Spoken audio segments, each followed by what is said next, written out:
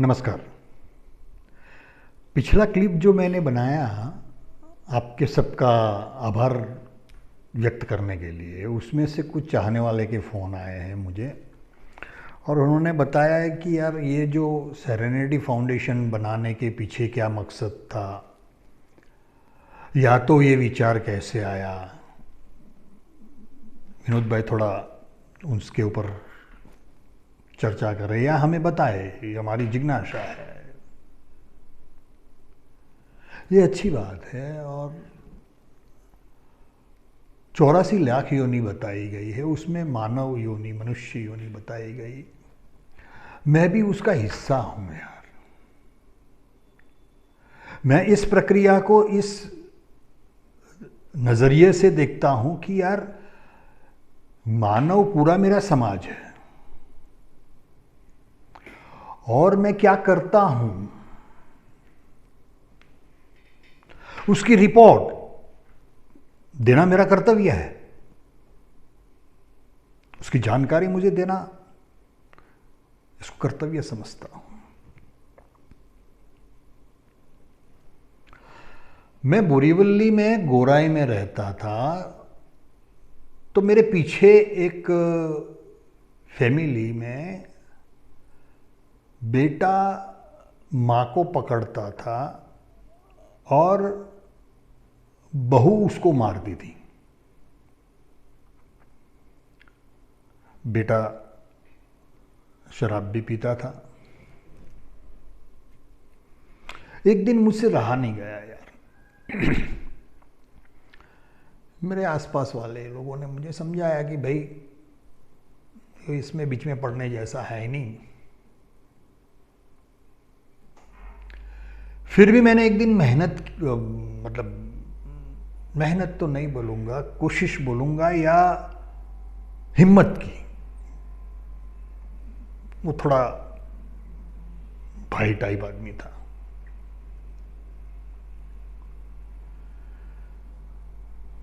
सुबह सुबह वो काम पे जाता था, वो गवर्नमेंट में जॉब करता था। तो मैंने उसको पकड़ा और बोला यार 2 मिनट तेरे से बात करनी है मुझे। वो राजी हो गया, बोला हाँ बोलो। बोले यार ये रोज का तो यार ये सब।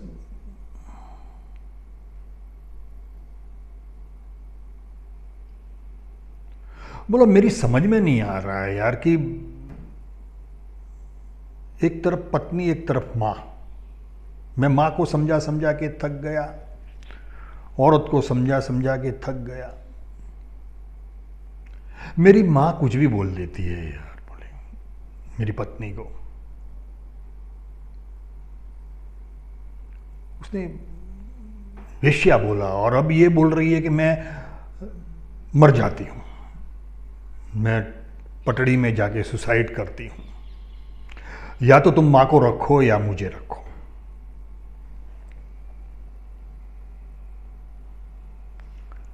ऐसी हालत में मैं क्या करूं?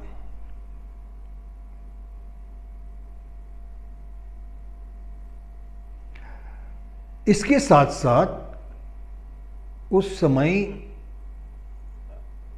बोरीवली में एक 6 माले का अपार्टमेंट में से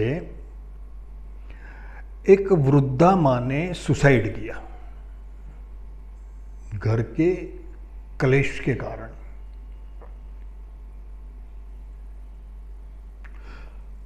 टीवी के न्यूज़ में देखो, न्यूज़पेपर में देखो, ये चलता आ रहा है यार।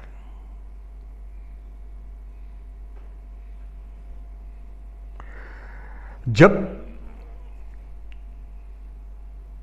क्या ये साला कलयुग आ रहा है और ये घर घर की कहानी है। और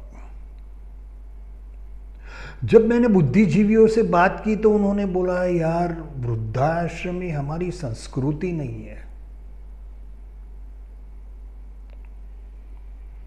बोला बात तो पते की है यार, क्योंकि यहां पे दोनों पक्ष,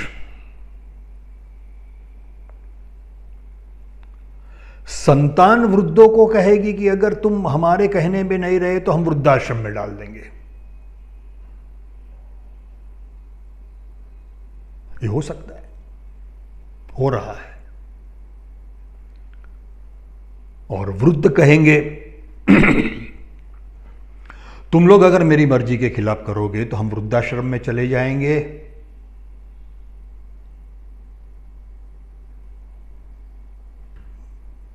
एक तरफ से ये, एक तरफ से ये।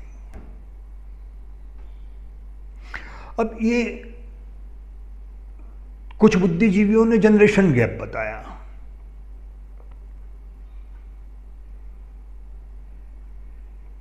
ये सारा मैं देख रहा था और यार मैं बोला कि इसका कोई बीच का रास्ता निकाले हम। फिर कुछ कि यार कलयुग को छोड़ के आगे जितने युग आए उसमें अनाथाश्रम खुल चुके थे कि जो बच्चे अनाथ हो जाते हैं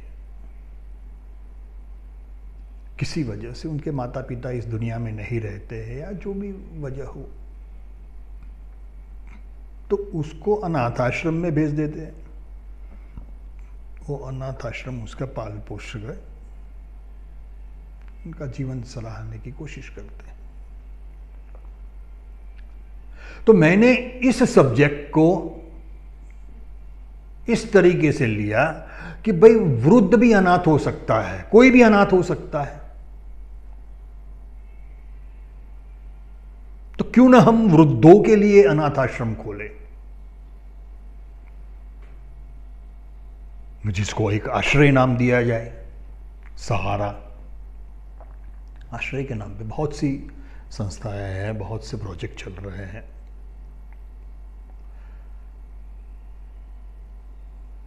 कुछ मनुष्य मैंने देखे हैं जो पशुओं के लिए मर मिट जाते हैं। गली के कुत्ते को अगर मारा तो वो गुस्सा कर देते हैं कि क्यों मारा बेजुबान को। ये है कि नहीं? उसकी देखो भावनाएं हट होती हैं। ये भी मैं देखता था।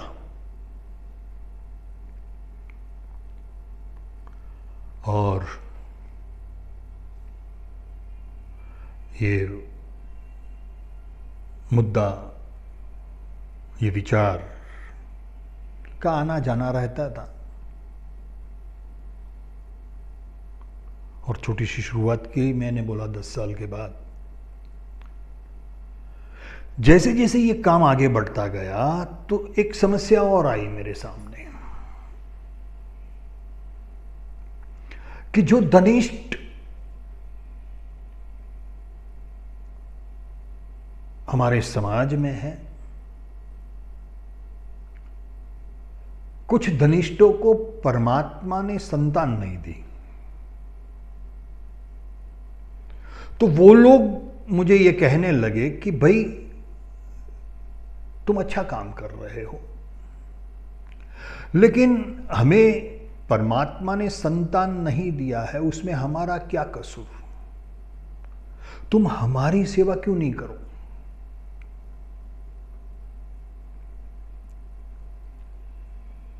हमें काम वाला रखना पड़ता है, बाहर से रेशनिंग लाना पड़ता है, फिजिकली हमसे होता नहीं है। यही चर्चा के दौरान मुंबई में एक वृद्धा का जो काम करने वाला था उसने मर्डर कर दिया था। बोले पैसों की लालच में हमारी हत्याएं भी होती है।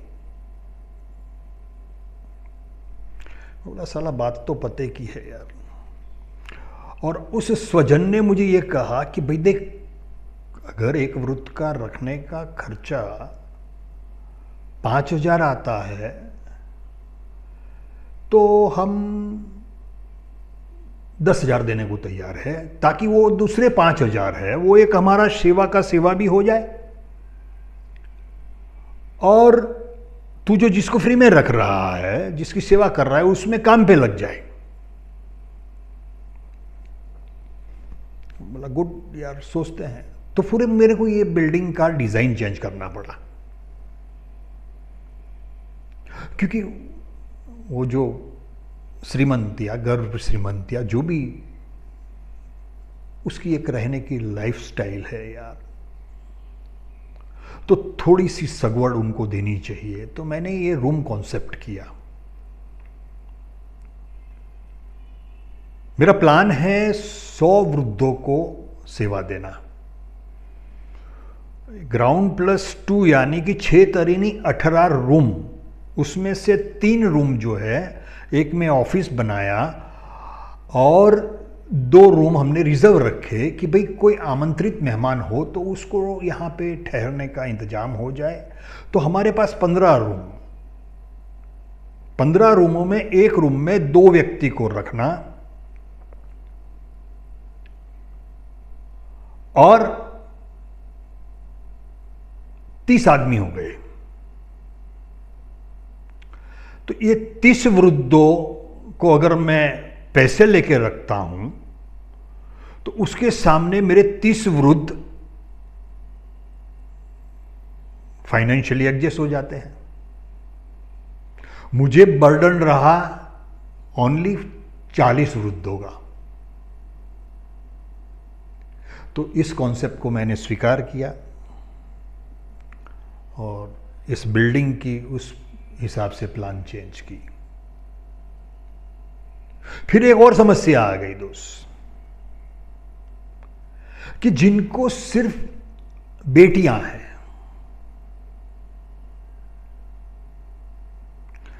अब वो जमाना नहीं रहा है। अब शुरू में जवाई राज चला लेते हैं, बर्दाश्त कर लेते हैं। एक दिन ऐसा कह देते हैं वो, एक काम कर, अबे तेरे माँ बाप के घर पे रह तू, ये समय आ सकता है। तो ये जो 30 जन में हमने उनको भी शामिल किया।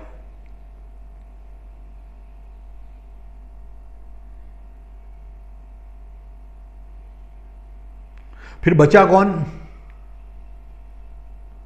ये हमारे समाज की बहुत बड़ी समस्या है। नेपेन सी रोड पे रहने वाले 2 बेटे की मां, दोनों बेटे अमेरिका में रहते हैं। वो मेरे करीबी थे, उनका मौसी।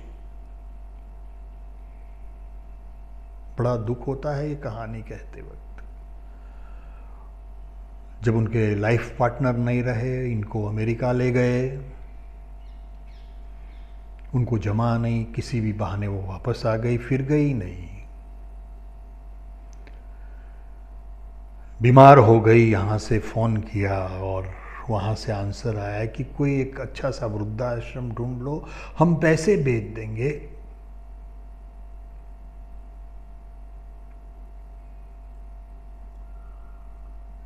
और उसका वृद्धाश्रम में उनके पड़ोसी ने एडमिशन करवाया है यार।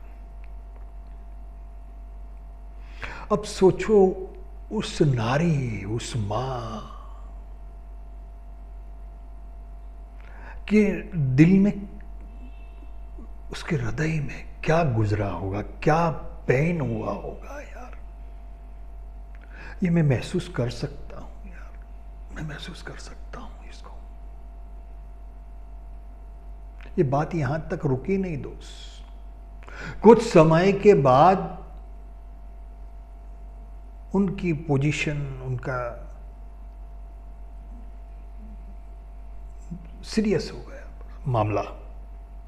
वो वृद्धाश्रम वाले उनको फ़ोन करते हैं तो बोलते अच्छे डॉक्टर को बताओ, ये करो वो करो, जो दवाई, जो पैसे कितने चाहिए उतने हम बेचते हैं। लेकिन दोनों बेटे में से एक भी बेटा उनको देखने नहीं आया। ये मेरे नज़र के समक्ष की बात है दोस्त, किसी किताब की कहानी नहीं है, ये किसी फिल्म की कहानी नहीं है, किसी टीवी सीरियल का एपिसोड नहीं है, ये हकीकत है दोस्त। उनका देहांत हो गया जब समाचार मिला, भेजा उन्होंने।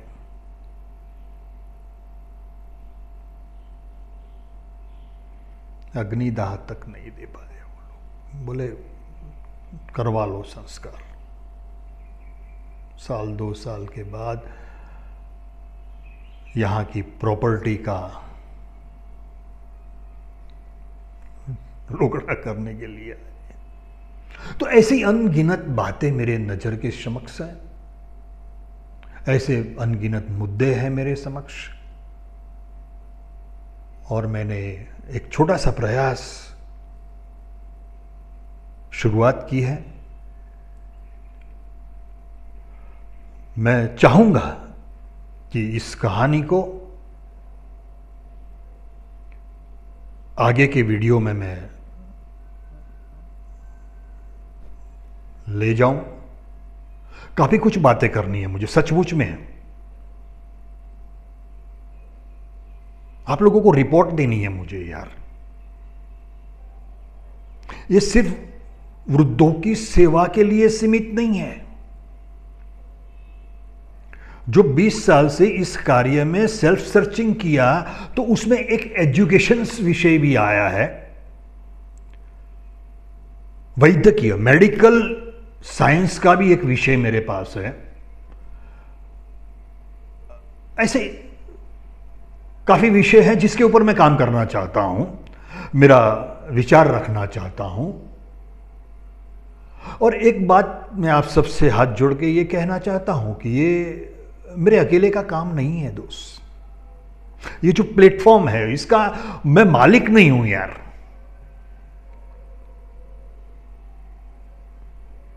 मैं तो एक निमित्त मात्र हूं।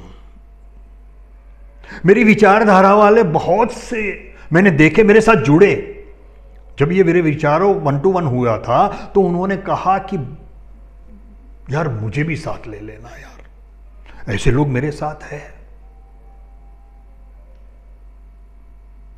आप में से कोई आना चाहता है, दरवाजे खुले हैं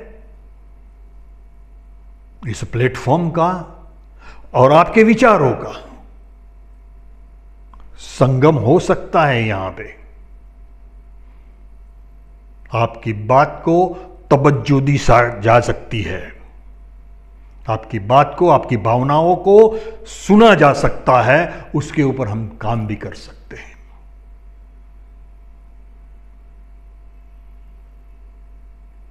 कहीं पे मैंने पढ़ा यार कि मनुष्य के जीवन में इम्पॉसिबल शब्द है ही नहीं यार। क्या हम में से किसी ने सोचा था, अभी 100 साल भी नहीं हुए यार, कि कोई चांद पे जाएगा, ग्रहों पे जाएगा? परमात्मा ने उसको भी 2 आंख दी, मुझे भी दी, आपको भी दी, 2 कान दिए, 2 हाथ दिए, 2 पैर दिए। वो इतना सब कुछ कर सकता है, तो हम इतना तो कर सकते हैं मेरे दोस्त। बस इसी विषय को लेके हम आगे चर्चा करेंगे। धन्यवाद।